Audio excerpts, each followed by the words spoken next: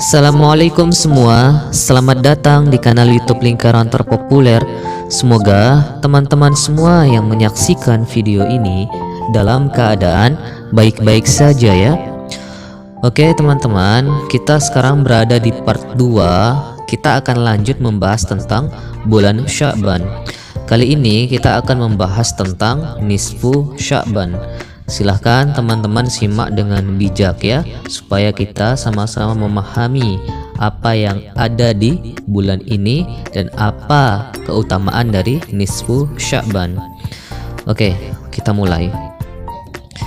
Sebentar lagi kita akan dipertemukan oleh Allah Subhanahu wa Ta'ala dengan salah satu malam yang sangat agung, yaitu malam pertengahan bulan Sya'ban atau dikenal dengan nisfu Sya'ban. Pada malam ini, hendaknya kita benar-benar berupaya untuk meningkatkan ketakwaan kepada Allah, baik dengan cara sholat, berzikir, berdoa, dan ibadah-ibadah lainnya.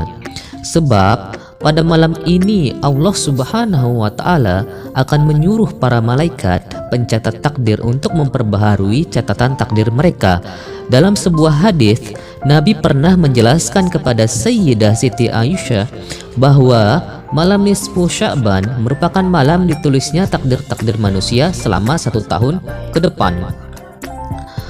An Aisyata anin Nabi sallallahu alaihi wasallam qala hal tadrina ma hazihil lailah, qalat ma fiha ya Rasulullah, faqala fiha ayyuktaba kulla mauludi bani Adam fi hazihi sanah wa fiha an yuktaba kulla haliki min bani Adam fi hazihi sanah wa fiha turfa'u a'maluhum wa fiha tanzilu arzaquhum.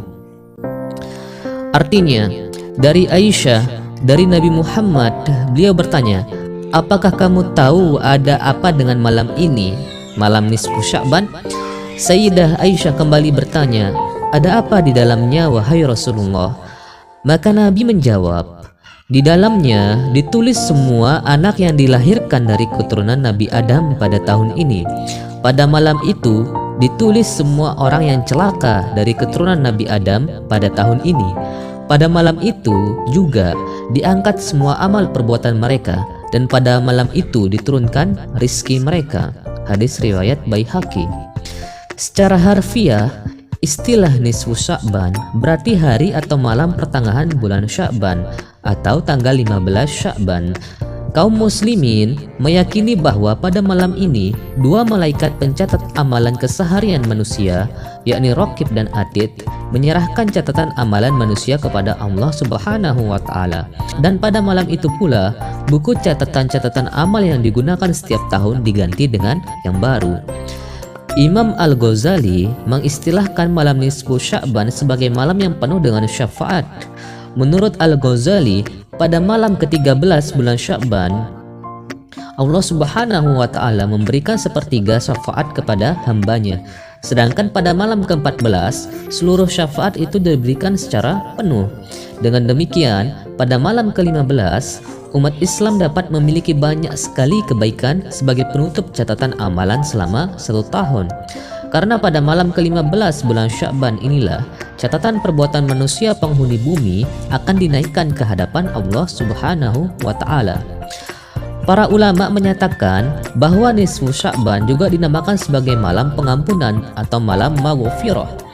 Karena pada malam itu Allah Subhanahu wa Ta'ala menurunkan pengampunan kepada seluruh penduduk bumi, terutama kepada hambanya yang saleh. Mari jangan kita sia-siakan malam tersebut dengan membiarkannya lewat begitu saja tanpa ada manfaat dan keberkahan yang bisa kita dapatkan di dalamnya. Yuk kita sama-sama berdoa dan memohon kepada Allah agar diampuni segala dosa, digampangkan segala urusan, dimudahkan segala keinginan, dan dicatat sebagai tahun yang berkah. Tidak hanya itu, pada malam nisfu Sya'ban Allah memperhatikan semua makhluknya, kemudian memberikan ampunan kepada mereka, kecuali orang-orang yang menyekutukannya dan bermusuhan dengan saudaranya. Dalam hadis Nabi bersabda, yatli'ullahu ala khalqihi lailatan nasfi min Sya'ban fayaghfiru li jami'i khalqihi illa li musyriki aw musahini. Artinya, Allah Subhanahu wa Ta'ala melihat kepada semua makhluknya pada malam pertengahan bulan Sya'ban, maka Dia memberi ampunan pada semua makhluknya kecuali orang musyrik dan orang yang bermusuhan dengan saudaranya. Hadis riwayat Tabrani. Jadi memang kalau bermusuhan dengan saudara itu tidak ada ampun di sana. Malah Allah Subhanahu wa Ta'ala melalui perantara Nabi Muhammad pernah berkata, la yadkhulul jannah qat'ur rahim, tidak akan masuk surga orang yang memutus tali silaturahim. Oke, kita lanjut.